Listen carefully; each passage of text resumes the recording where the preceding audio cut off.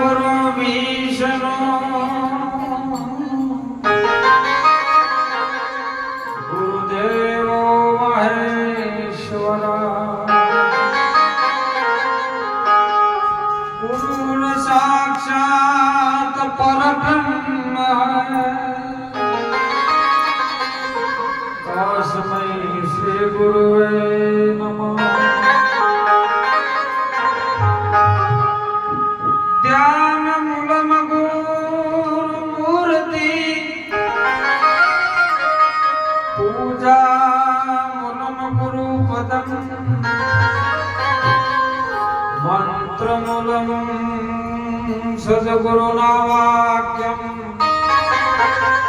मोक्ष मूलम गुरु कृपा।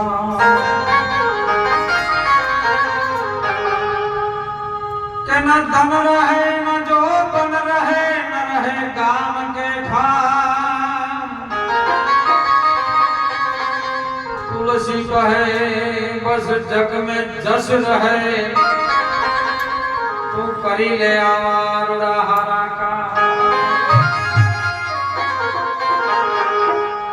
राम जदू के बैठ के हाथों सबका मुजरा दे जैसी है जिनकी चाकरी अरे वैसा ही फल दे। सद्गुरु भगवान की जय। સુંદરાજનો અવસર મેતા ગામની આ પવિત્ર ધરામાં જેના મંદિરના સાનિધ્યમાં આપણે બેઠા છે આદ્ય શક્તિમાં ભવાની મહાકાલી આજેની વર્ષગાંઠ નિમિત્તે સાહેબ જે ભજન સત્સંગનો યોગ રાખ્યો છે એમાં અમારે પ્રકાશભાઈ, રાઘુભાઈ, નવીનભાઈ આ બધું ભક્ત મંડળ ભેળા મળી સર્વેનો સાથ સહકાર લઈ સાહેબ પરમાત્માના ભજન નિમિત્તે આયોજન કર્યું છે બદલ અમને બધાને તાળીઓથી વધાવો। મહાપુરુષો સંતો આપણા ભારતના ઋષિ મુનિઓ કે છે સાહેબ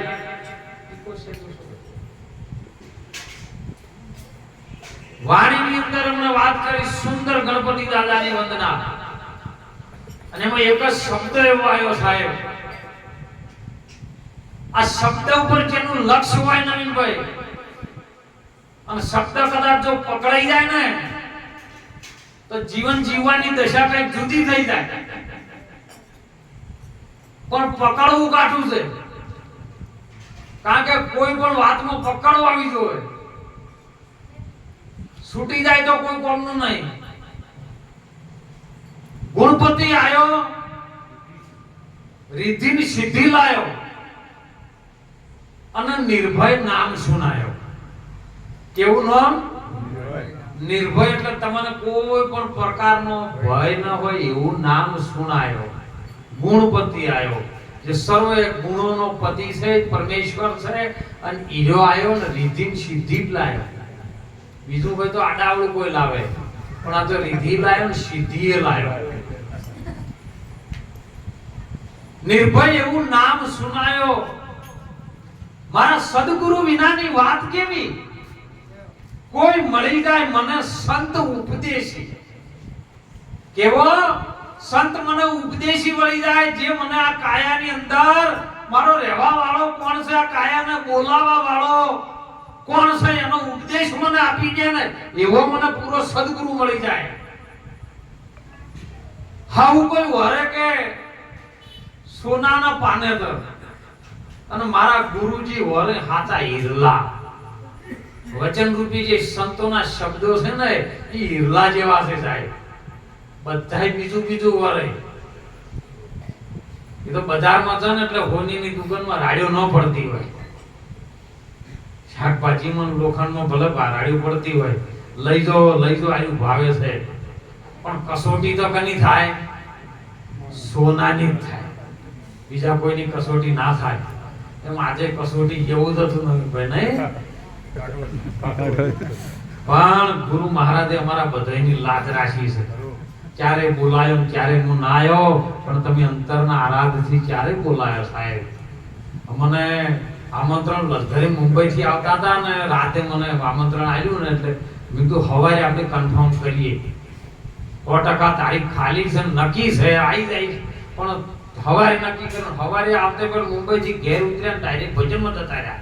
દિવસે રાખેલા ભજન હું કેવું ભૂલી ગયો ને આજે મેં કોઈ જીવનમાં મોબાઈલમાં સ્ટેટસ નહીં ચડાવ્યું અને આજ વળી સ્ટેટસ ચડાવ્યું કે ભાઈ અમારે શિયોર ભજનમાં જવાનું છે.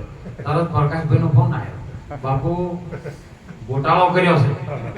કીધું જલ્દી કહો, ગોટાળો મારાથી થાય નહીં, તમે જલ્દી કહો, મારી ભૂલ થઈ જાય મને તરત સમજાવી દો. બાપુ આવું છે તો અમે ગરધણીને શિયોરમાં કીધું ભાઈ તને અમે 11:30 આવશું. પણ મહિમા આ લાજ રાખવી છે ને તો ગુરુ મહારાજ રાખે, અને જેના સાનિધ્યમાં બેઠે છે ભવાની મહાકાળી રાખે સાહેબ. હચવાયું છે સાહેબ. પણ ભાવ એ જ વાત કરી કે સૌ કોઈ વરે હોનાનો પાનેતરને મારા ગુરુજી વરે વાંચા. આ ગુરુ મહારાજના સંતોના વેદમાં પુરાણમાં શાસ્ત્રોમાં જે શબ્દ ભળેલો છે ને એ મોતી જેવો છે, અને મોતી કોઈ વરવા વાળો હોય ને જેની પાસે મૂડી હોય એવો વરે, બીજો વરી ન શકે. રતન સાગરમાં રતન નીપજે અને મહાસાગરમાં મોતી. તો પેલા સાગરમાં તમે લેવા દો તો છીપુ નામની માછલી આવે છે, એ સાગરના પેટાળમાં રહે. નાની નાની માછલી હોય ને એ જળમાં ઉપર તરતી હોય, પણ છીપુ નામની જે માછલી છે તળિયે રહેતી હોય. અને જ્યારે આ મઘાનો વરસાદ પડે ને એમાં સ્વાતિ નક્ષત્ર ચાલતું હોય અને આકાશમાંથી વરસાદનું ટીપું પડે અને સીધી પાતાળમાંથી સાહેબ ઉપર બહાર આવે અને મુખ પાડીને જો કદાચ વરસાદનું ટીપું ગળી જાય ને તો એમાંથી સાચું મોતી પાકે. એ મોતી ભવસાગરમાં ઈરલા, એ મોતી રૂપી ઈરલો છે ને એ ગુરુ મહારાજનો વચન છે સાહેબ. અને વચન શીપુ નામની માછલી છે, એ સંત છે. સંતો જ આની વાતનો સ્વીકાર કરી શકે હો. અને આવતું ને આવતું ઝીલી લે કોણ? કારણ કે તોરલે જાડેજાની વાત કરી હો કે બીજને શનિવારે જામલો જમાયો અને મારા ઘેર સંતો પધાર્યા હો જીરે, તમે મહાધરમ ઝીલો જાડેજાન જાણી. આપણી ગાવાવાળાને એમ કીધું જાડેજાની રાણી સાહેબ. જેને નાવડામાં બેસીને ગુરુ બોધ આલ્યો હોય અને જે ગુરુ તરીકે આવી હોય એ જાડેજાની રાણી બને. પણ જાડેજાને જાણી અને પૂરેપૂરો જાણ્યો અને પછી સાહેબ આ બોધની વાત કરી. અને સાહેબ કચ્છની ધરતીનો કાળો નાગ, અંજારનો ડાકુ, એક પળની અંદર આ કોઠાથી પેલા કોઠે જાતે જાતે અંજારનો પીર થઈને પૂજાઈ ગયો. અને એની વાત જો આપણા જીવનમાં ઉતરી જાય ને તો નવીનભાઈ આપણે જેટલી બધી મહેનત કરવી પડે એવી નહીં, સીધું મળી જાય છે. પણ વરવા વાળું તો હોય હેમંતભાઈ. લક્ષ્મણજી ને માં જાનકી, સીતાજી માં ભવાની બેઠા છે, ભગવાન રાઘવેન્દ્ર સરકાર રામ બેઠા છે, લક્ષ્મણ મલમલ મલકાય છે. અને માં જાનકીએ લક્ષ્મણજીની વાત કરી છે કે આપણે વર્ષોથી જુગો જુગથી આપણે ત્રણે ભેળા છે, પણ અમુક વાર રામ બેસીને ધ્યાનમાં બેસી જાય છે તો ભજન કોનું કરે છે? તમે જરા પ્રભુને પૂછો ખરી. લક્ષ્મણ કે પૈસા મને ભક્તિનો અમે ખબર ન પડે, કારણ કે લક્ષ્મણ હતો ને એ શેષા અવતાર હતો, ક્રોધી સ્વભાવ હતો એનો, તમો ગુણી આત્મા હતો, એટલે એના વાતની ખબર ન પડે. એટલે માં જાનકીને કીધું માં તમે વાત કરો ને. એટલે માં જાનકી રામચંદ્ર ભગવાનને વાત કરે છે, એ હું તમને પૂછું રે લક્ષ્મણજી ના બાંધવા રે, અને અમને કહો તમે મહાધર્મની આ વાત રે. આવા અંતરના આ પરદા સ્વામી તમે અળગા કરો ને. પણ જેવી તેવી શું તો તમારા ઘરની નારી રે સાહેબ શબ્દ શું કહેવા માંગો? માં જાનકી રામચંદ્ર ભગવાનને એવું કહે છે કે હું તમને પૂછું છું, વિનંતી કરું છું લક્ષ્મણજીના બંધવા, હે મારા લક્ષ્મણના ભાઈ, મારા સ્વામી, તમને હું પ્રાર્થના કરું છું કે મહાધર્મની વાત કરો ને. તમે અંતરમાંથી જે પડદો છે, જ્યારે ગુરુ મહારાજના શરણમાં જો ને એટલે ગુરુ મહારાજ ત્રિગુણનું જ્ઞાન કરે સાહેબ. જીવ ઈશ્વરના માયાનું પતાળમાં જીવ રહેશે, નાભી કમળતા નીચેનો અંધારા ભાગમાં અને ઉપરલા ભાગમાં ઈશ્વર રહેશે અને વચ્ચે છે ની માયા છે.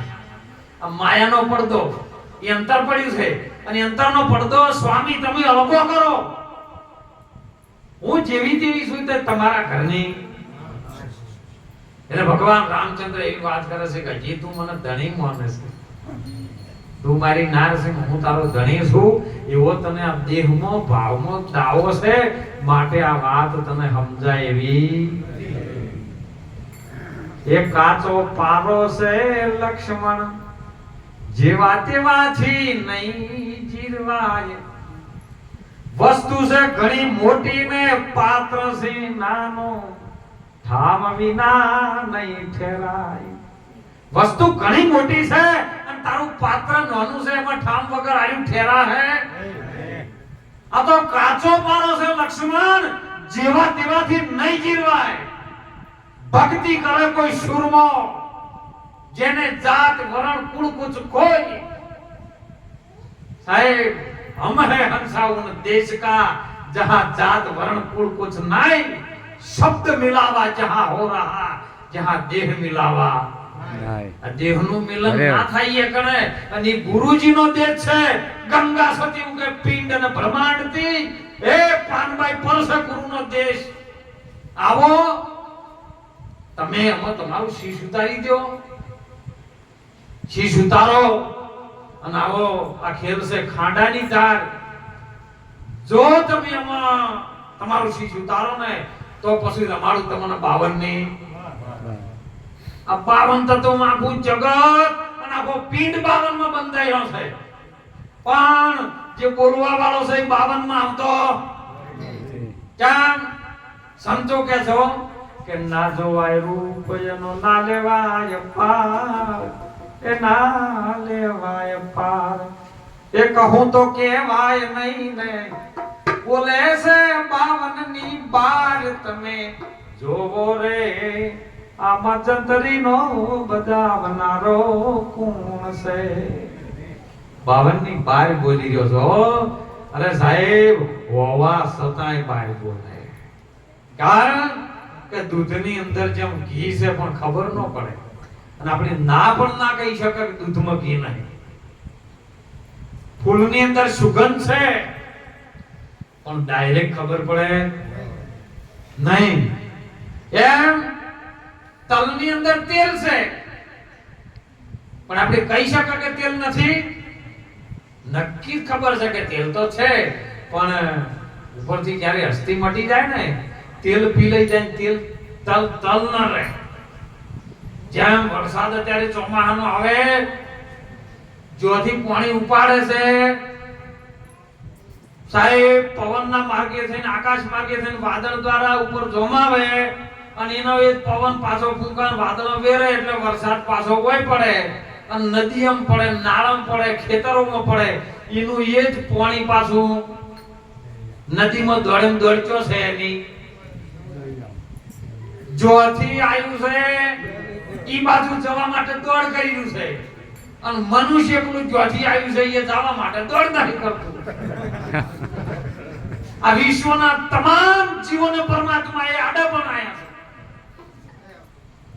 પણ ચાલે છે સિદ્ધ. અને એક જ એવું આ મનુષ્ય બનાવ્યું છે ઊભું હેડે છે આડું. અરે ત્યારથી કે હું ગોદરે જાઉં છું નેકળે હોય ચોય બોકડા ઉપર કોકની ચિંતા કરતો હોય. અરે અરે જય હો. કારણ કે મનુષ્ય એવું વિચિત્ર થાય, એનાથી તો દેવી દેવતાઓ છત્રી પ્રકાશભાઈ. અરે જેવું તેવું ના માનવું માણસમાં. કારણ કે યમરાજ આવતા હતા અને એમના બે દૂતો હંકાતે હતા અને એમને એમ વિચાર થઈ ગયો ને એક જણો હાથી પર વરઘોડો કરીને આવે, હાથી પર એક જણો બેઠેલો આવડો દંડો લઈ હાથીને ખાલી ઓમ ખીલી મારીને એટલે હાથી રાડી પાડી ગયો. પેલા જમના દૂતો ભાળી ગયા કે આવડું મોટું ગજાવર પ્રાણી અને એક 3.5 હાથનું માનવી ઉપર બેઠું અને આવડા મોટા શરીરના સાહેબ એક લગાર બોધો મારે એમાં બોકા પડાય. મચ્છરનું રૂપ ધારણ કર્યું જમના દૂતોએ. હાથીના કોનમાં જઈને વાત કરી, હો આવડું મોટું કદાવર શરીર, આવડી મોટી તારી સૂંઢ, આટલો તાકાતવર પ્રાણી છે અને આટલા નાના ચકડા માણસથી તું ગભરાઈને રાડ પાડે છે? મરી જા મૂર્ખા, મરી જા. એટલે હાથી કે તમે સો કોણ? કે અમે જમના દૂધો છીએ. કે પણ કેમ મને આવું કહો છો? કે તારે એક નાનું પ્રાણી મનુષ્ય બેઠું છે ને એક લગાર કૂદો મારે તું આવડું મોટું તાકાત નાખી દે સૂંઢથી ભોય. કે પણ તમે કોમ શું કરો છો? કે અમે જગતના જીવોમાં જે પણ માનવનો જીવ હોય જીવ જાય ને એની ઘડી જીવ ઉપાડી લઈ જઈએ અમારા યમરાજાના દરબારમાં. તો કે ખાલી જીવ લઈ ગયો છો કે માણસને લઈ ગયો છો? કે ના, ખોડિયું બધું હોય પડી રહેશે, અમે ખાલી જીવ લઈને જતા રહીએ. જમના દૂતો કે કોક દાડો માણસને જીવતું લઈ જાવ બસ ખબર પડે કે હું જમ રાડ્યો પાડું. શરત પાડવી છે. પેલા વળી વિચારે એમ છે જમના દૂતે મારું કોક હશેલા હોય છે કે ના શરત પાડી પણ કે તમને જે વીતે પાછું કહેવા આવ્યું ને એક વખત માણસને લઈ જાઓ. હવે માણસને ખોડિયા સુધી લઈ જાવ એ નીતિનો નિયમ નહીં લાગતો. વેદોની અંદર વેદ ભણી શબ્દો વચ્ચે છેવટે નિયતિ કરીને છૂટી ગયા અને નિયતિનો જે ખેલ છે ને એ વિશ્વની અંદર કોઈ મિટાવી ન શકે. એટલે વયને એમ થયું કે મારું બોલું આપણા ધર્મરાજા જો વાત કરશે તો મેળ આવશે પણ આ ટ્રાય મારવો છે તો ટ્રાય માર્યા વગર રહીએ તોય પાછું નુકસાન છે. એટલે પણ હવે કે લઈ કને જ આવો એમ. ફરતા બહાર નીકળ્યા ને એટલે એક જણો સરકારી ઓફિસ હતી, બહાર એક જણો કાળો કોટ, કાળા બૂટ, કાળા ચશ્મા, કાળો વાળ, કાળો કોટ પહેરેલો, હાથમાં હિન્દી પેને કાળી અને ટેબલ લઈને થોડો કાગળી લઈને બેઠેલો. એટલે હોય ને એમ લાગ્યું કે આપણો પાડો કાળો છે ને આ કાળો. કોને લઈ જાય તો બધાને એમ લાગશે પાડાને લઈ જાય છે. એટલે આપણી નિયતિ હતવાઈ જાય ને ઓને ઉપાડો. સાહેબ ટેબલ ઉધી ઓને અધ્ધર કર્યો એટલે પેલો થથરવા માંડ્યો. કોઈ ભૂકંપ થયો શું? કોઈ ટેબલ અધ્ધર થવા માંડ્યું છે? ભૂકંપ થયો છે શું? વિચાર કર્યો પણ આર્યો એડવોકેટ હતો સાહેબ, વકીલ. કે કોઈ વાંધો નહીં થાય, કોઈથી જો ઉપાડે ભલે કોણ ઉપાડતો, મને શોખ ઉપાડતો આખો નાખો, આપણે જો જોઈએ લડવું જ શકતા ગમે એ જગ્યાએ. આપણે તો કેસ જ લડવો છે ને. જો લઈ જાય ભલે આપણે લડી ગયા, પાકો એડવોકેટ. વકીલ પાછો ના પડે, સાચાનું ખોટું, ખોટાનું સાચું કરી નાખે. કેમ કે એનું પહેરવાનો દેરવેશ છે એવો કાળો, એને કોમે કાળો જ કરવાનો. સાહેબ ટેબલ ઉપાડી થઈ જમરાજાના દરબારમાં જઈને મેલ્યા. નાકામ પહેરે ઓહો બોલાઈ પેલા જમત્યો પર્સન થયા કે ઉભારો ભાઈ, તમે મને ઓય લાયા એ તમે સો કોણ? કે આ જમરાજાનો અમારા દરબાર છે, તમને દરવાજા ઉતાર્યા છે, અંદર લઈ જાતે હવે અમને ડર લાગે છે. કે તો મને લાયા જ છે, મારી રજા પૂરી થઈ રહી છે કે ના, અને શરીર સુધી તમે મને ચમ લાયા? આ કાયદા વિરુદ્ધ નહીં. એટલે પેલા ફસાણા, કારણ કે પેલો એડવોકેટ બોલવા પાછો ના પડે. હવે આ દૂધો ફસાઈ ગયા કે ભાઈ એવું નહીં, પણ અમારે આવ્યું થોડુંક જાહેરાત થઈ છે ને અમે ટ્રાય મારવા લાયા. પેલા ખબર છે કે હવે બ્લાક થાવ કેમ કરો? તમારા ધર્મરાજા હું કહ્યું મને ખોટી મુદતે લાવ્યો છે અને તમને વખત ફોસીને નરકમાં જવા દેવાય. હવે પેલા હરવાના મારું ગુરુ એક તો કમ વગરનો લાયો છે અને જો બધા ધર્મરાજાને ખબર પડશે તો આપણે નરકમાં મેલ છે આ તો, અને એની આજ્ઞાનું પાલન આપણે કરવું પડશે. પણ કે ઉભારો, અમે જવાબ માંગી આવીએ કે ઉભારો તમે નહીં, હું ચિઠ્ઠી લખી આવું અને ચિઠ્ઠી જઈને તમારા દરબારમાં આવો. સાહેબ ચિઠ્ઠી લખી હોય ને હો વકીલે લિખિતાન વૈકુંઠ ગુરુથી ભગવાન વિષ્ણુ નારાયણ વાત કરું છું. તમારા વહીવટમાં હમણાં થોડું ઘણી ખોમી આવી ગઈ છે, બરાબર કાર્ય વ્યવહાર કરતા નથી, લાશો ના લાવવાની લાવી દો છો, માટે તમને દંડ વધારે નથી કરતો, પણ 15 દિવસ માટે રજા ઉપર મૂકી દઉં છું. નોકરી પર રજા, તમારા બદલામાં એક નવો આવ્યો છે, એને બેહારવાનો. લેખિત નારાયણ. આ ચિઠ્ઠી જઈને પેલા જમરાજાને આલી ને, એટલે યમરાજા કે ભાઈ નારાયણનો હુકમ છે, બોલાવો તને. આપણે તો હવે કાર્યમાં ભગવાનનો ઓર્ડર જ માનવો પડે. ચિઠ્ઠીમાં વાતે ગાતે પેલા લઈ જઈને ગાદી પર બેહાર્યો. ગાદી પર બેહારતે કરતા મોણે શું કર્યું ખબર છે? ભાઈ બધા ચિંતા હતા, બધા સ્વર્ગપુરીમાં આવતા. ગુંડા હોય તો આવતારો, દારૂ પીતા હોય તો આવતારો, ખોટા ધંધા કરતા હોય મજા કરો, ટીવી જોવો, મોબાઈલ થતો, જેને જેમ કરવું એમ કરો. હવે ગરદી જવા માંડી ને ટ્રાફિકમાં પેલા હરવાના કા તો નતું લાવવાનું લાઈન બેઠા છે. ધર્મરાજન વાત કરી કે પ્રભુ આ ચમ કે બાપુ અમારથી ભૂલ થઈ ગઈ હતી, હું એને અમે વિચિત્ર ગણી અને લાયા છે, અને આરે હવે હેરાન કરે છે. ન્યાય હવે શું કરીએ? ભગવાને ચિઠ્ઠી લખી છે કે પણ આપણે ભગવાનને ભેળા થવા જઈએ. અરે બધું મૂળોઈએ હેડ્યું ને એટલે પેલો કે વારો આ મૂકીને જો તો હશે મને કે મેં ભગવાન પાસે ચિઠ્ઠી લેજી. ઉભારો કે ભગવાન ચિઠ્ઠી લેજી મારે આપવું હોય, તમે એકલા ના જઈ કહો ને કે હું તમારી મોર જેમ કહી આવું. સાહેબ ચીડી ગયો ને એટલે ભગવાન નારાયણ પાસે જઈને ઉભા રહ્યા કે પ્રભુ આવી ચિઠ્ઠી કેમ લખી તમે? આવા માણસને બધા એમ લાયા છો? નારાયણ કી મેં આવી ચિઠ્ઠી લખી જ ને. પેલો કહેતા કરે લખી કરી, પેલો વકીલ કે મેં લખી. પેલા હલવાના મારું વને લખ્યું ને આપણને અડીએ ચડાયા. નારાયણ કે તું અમારી નિયતિ વિરુદ્ધ કામ કર્યું છે. તે અમારી આ વૈકુંઠપુરીની અંદર નારાયણ ભગવાનના નિયમ વિરુદ્ધ કાર્ય કર્યું છે, નિયતિ વિરુદ્ધ કાર્ય કર્યું છે, એટલે તને નરકમાં મૂકવામાં આવશે. વકીલ કે ઉભારો, ભગવાન થઈ ગયા હોય તો તમે બરાબર છે, પણ મારો કાયદો હોવો. મારી એક વાત ઓભળો પછી કાયદો બહાર પાડો. આ શરીર ઉધી મને હોય લાયો એ તમારી નીતિ વિરુદ્ધ કામ નહીં થયું કર્યું તમે? ભગવાન હલવા કે હવે તું કેમ કહો કે કશું કરવું નહીં, હું જો હતો અહીંયા પાછો મને મેળવો ને તમે તમારા કાર્ય કરો. પેલા વાતે ગાતે પાછો ઠેર મૂકી ગયા મૃત્યુલોકમાં, અને પાછું મચ્છરનું રૂપ લઈને પેલા હાથે કે ભાઈ તું રાડ્યો પાડે છે બરાબર. અરે એટલે જે સાહેબ અહંકાર રૂપી હાથી છે ને એના ઉપર મન અસવાર થઈ ગયું છે. વકીલ છે ને એ તમારો મોહ છે સાહેબ. મોહ બધી રીતનો ફસાવે, બધાને ફસાવે મોહ. માયા પડી છે મોહની વજરના ગાળા. ફોગો કહેવામાં કઈ ખલવાઈ જાય, કેટલા ચડ્યા કેટલાય ફોગ પાલા. અને જે નારાયણની સત્તા છે ને, નારા એટલે અવાજ થાય છે. આપણે કોક નારા બોલાવવા હોય તો આપણો છોકરા એમ કહે છે કે ભાઈ વંદે માતરમના નારા બોલાવો. નારાયણ યણ કહેતા જે ધરી ઉપર તમારી પૃથ્વી ઠેરેલી છે ને એ યણ. અને એના ઉપર નારો જો કદાચ બોલવામાં આવે ને તો ભગવાનની સત્તા છે, તમને સાહેબ કોઈ રોકી ના શકે. અને એટલે મહાપુરુષોમાં જગાડે છે કોને? આ જીવાત્માને. જે જીવાત્મા મોહની નિંદ્રામાં સૂતેલો છે ને જગાડવા માટે મહેનત કરે છે. જે આ નરને આ જીવને બોધપણું નહીં લાગતું, કારણ કે માયાના ચક્કરમાં ફસાઈને એવો બેઠો છે ને તો સાહેબ એને બોધ લાગતો. અને જો બોધ લાગી જાય તો જીવ શિવ બની જાય સંતોના સંગમાં. હો સંતોના સંગમાં બને. હો પાછો બોલો કોથળિયાવાળાના સંગમાં ન બને. એટલે મહાપુરુષો સંતો સાહેબ કહે છે હો કે કાચો પારો છે લક્ષ્મણ, જીવા તેવાથી આ નહીં જીવાય. વસ્તુ છે મોટી, પાત્ર છે નાનું, એમ ઠામ વિના નહીં ઠેરાય. તો માં જાનકી કહે છે પ્રભુ મને આની વાત નહીં કરો કે હા કરીશ, ના નથી પાડતો. તમે હશો યદુકુળમાં અવતાર, એ અમે હશો શ્રી કૃષ્ણ ને તમે હશો રૂક્ષમણી નાર રે.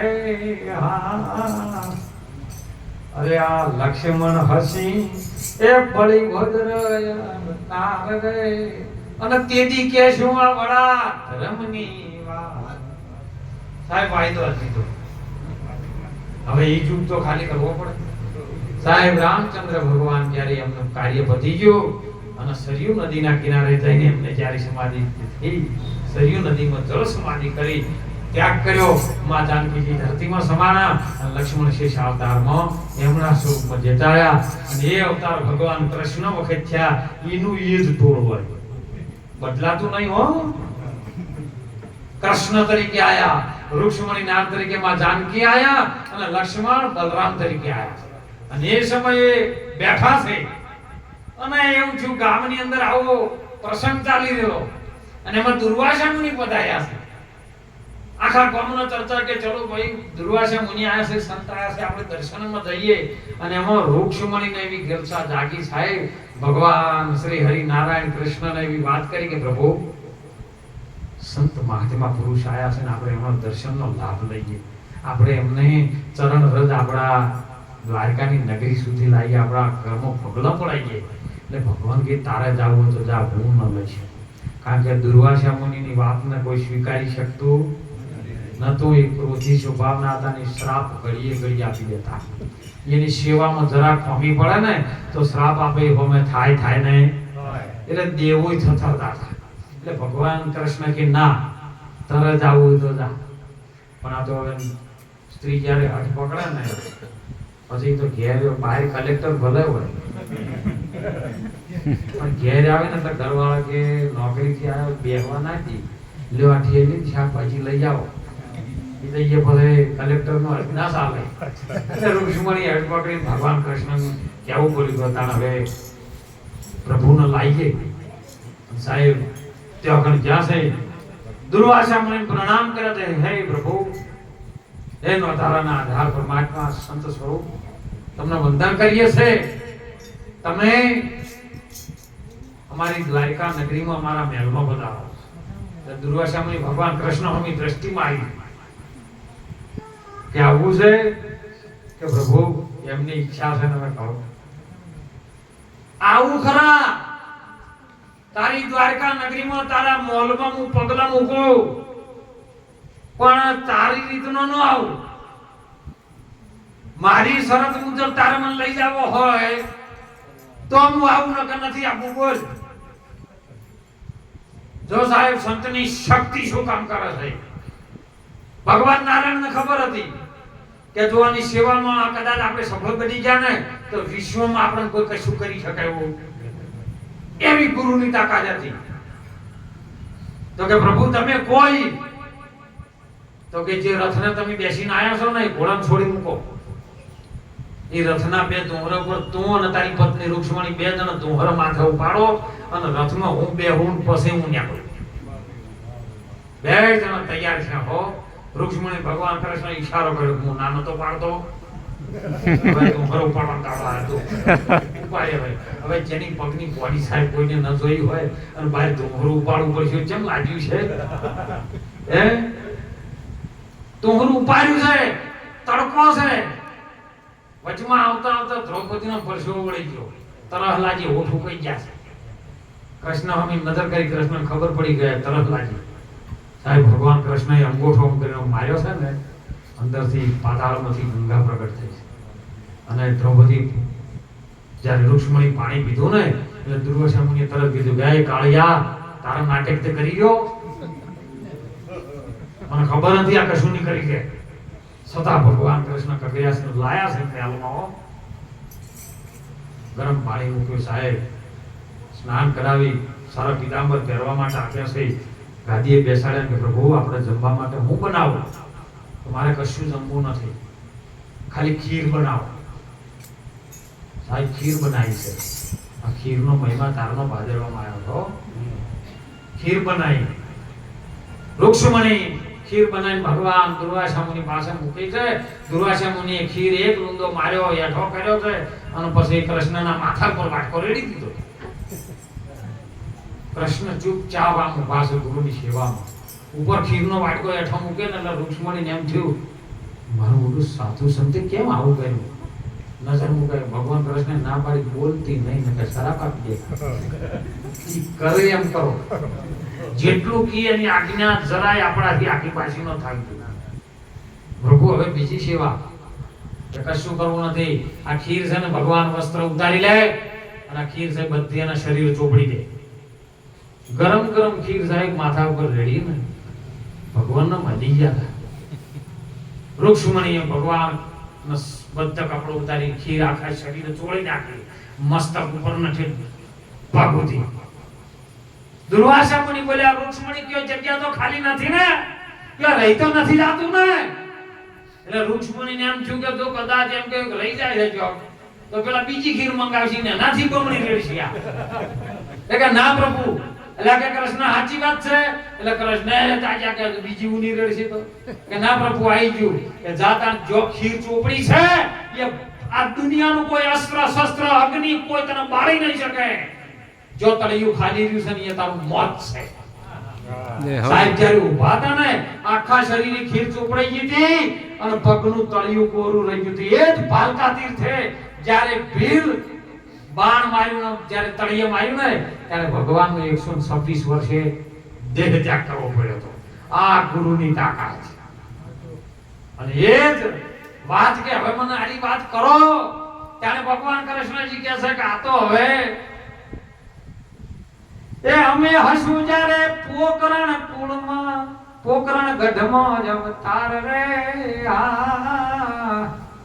અરે અમે લેશું તુવર કુળમાં અવતાર. એ અમે શું રામદેવ વીરને તમે નેત્ર દે લાલ રે અને બળીભદ્ર હસી વીરમ દે અવતાર. અને તેદી કે શું વડા ધર્મની વાત. સાહેબ ચૂક જતો રહ્યો. ચારે જુગોથી એકની એક વાત હેમંતભાઈ બદલાણી નથી કે હવે તો પોકરણગઢમાં વાયદો કર્યો અને સાહેબ એ પોકરણગઢના પોદરામાં ચારે દ્વારકાથી થયો ભાઈ. અજમલ રાજા ભક્તિ કરતા હાથમાં તુલસી લઈને સાહેબ દર પુણ્યમાં દ્વારકા જતા. મંદિરમાં જાજો તોય કલ્યાણ થાય નવીનભાઈ. પણ નિયમો હોવો જોઈએ મારે મંદિરે જઈ અને મારે મહાકાળીને ઓળખવી છે. પણ તમે તો અહીંયા ફરિયાદ જેવી કરો છે ખબર હે માતાજી હારું કરજે હો. એટલે માતાજીને એમ થાય હું તો હારું કરું છું પણ આયો મને કેમ કહે છે તું હારું કરજે.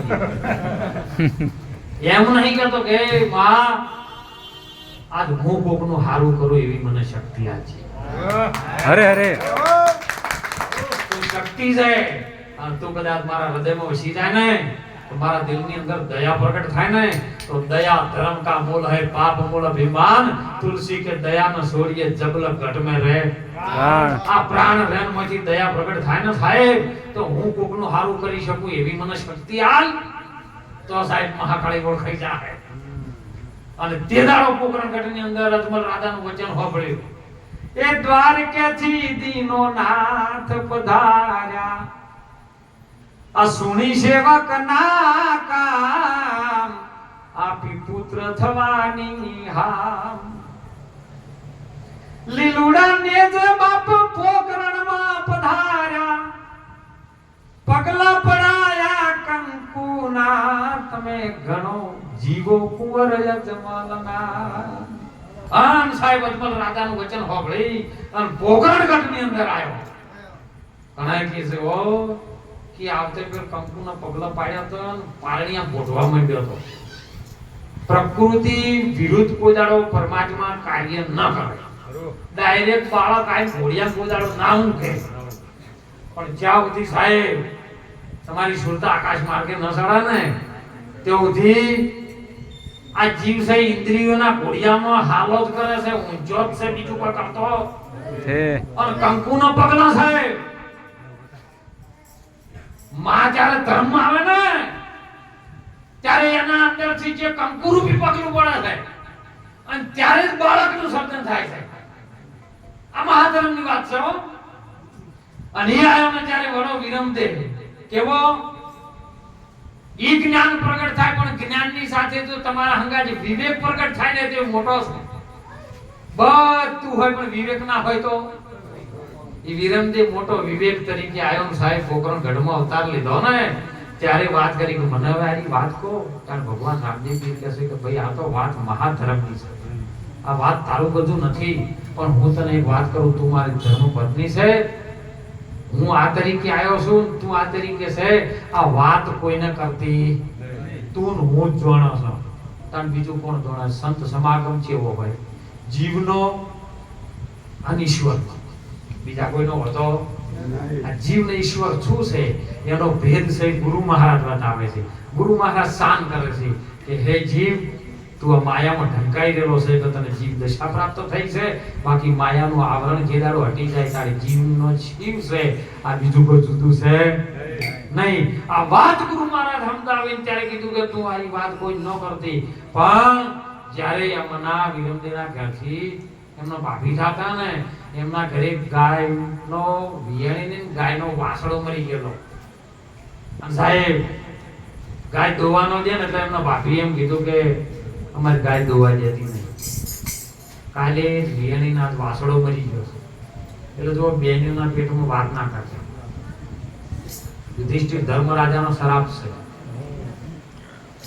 જ્યારે સૂર્યદેવના વચન મુજબ દુર્વાસા મુનિએ વચન આપ્યું હતું અને વચન મુજબ એની માગણી કરી હતી, જ્યારે સૂર્યપુત્ર કર્ણ પેદા થયો ને એ કર્ણનો સોનો મોનો ગંગા પર પધરાઈ દીધો હતો ને, અને વાત જ્યારે યુદ્ધના મેદાનમાં કર્ણ મરણો અને એ વખત માં કુંતા થયો તેનું કલ્પાંત કરે છે, ત્યારે ધર્મરાજા પૂછે છે કે આ તો દુશ્મન મરણો છે ને તમે કેમ આવું કલ્પાંત કરો છો? ત્યારે ભગવાન કૃષ્ણે કીધું કે દુશ્મન નથી, તમારો મોટો ભાઈ કર્ણ હતો. પછી ત્યારે ધર્મરાજા હાથ જોડીને માં કુંતાને કહે છે કે માં, આ મારો ભાઈ હતો તો તમે મને કેમ વાત ન કરી? આયું કામ અમે આથી કેમ છુપાયું? આજે મારા હાથે મારો ભાઈ મરી ગયો, ત્યાં હું નારી જાત ઉપર શ્રાપ આપું છું કે આજથી કોઈ નારી જાત એના પેટમાં વાત નહીં ટકાવી શકે. એ ધર્મરાજાનો શ્રાપ વધારે મળે. એટલે આ બે ની બેસી હતી દેરણી જેઠાણી, અને કે તમારો ભાઈ તો પડસા પૂરો છે, મારા ઘરથી રામદેવ પીર છે, પીર છે, પડસા પૂરો છે, આ ગાયનો વાસળો શું મોણા મરી જાય તો એના જીવન કરવાની તાકાત છે, તો પરમ પિતા પરમેશ્વર જેવા છે. જો વાત ફેલાઈ છે, મહાધર્મની વાત ફેલાઈ છે, અને ભગવાનને ખબર પડી હો. તરત પેલા ઘેર આયા ને એવો એમના ભાભી કહે છે કે આ હાડા ત્રણ દાડનો મારો વાસડો મરાણો રે હે જીઓ જી, અને એવા લીધા સી દાતણા વાળા